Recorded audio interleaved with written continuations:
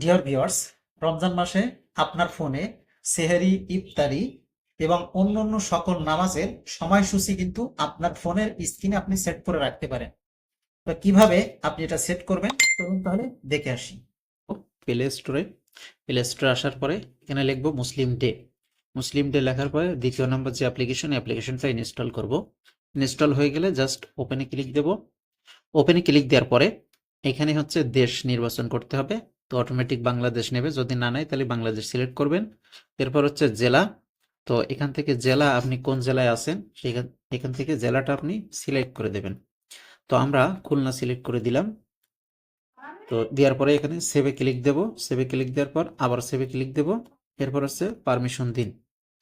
Permission দেওয়ার পরে এরপর হচ্ছে এখানে অ্যালাউতে ক্লিক দেব। অ্যালাউতে ক্লিক দিলে সবগুলো কিন্তু এখন সেভ হয়ে গেল। এখন এখানে ডিসপ্লের উপরে চাপ দিয়ে ধরবেন, এখানে উইজেটে ক্লিক দেবেন। দেওয়ার পরে নিচে যেয়ে মুসলিম ডে অ্যাপসটাকে এখন সিলেক্ট করে দিতে হবে।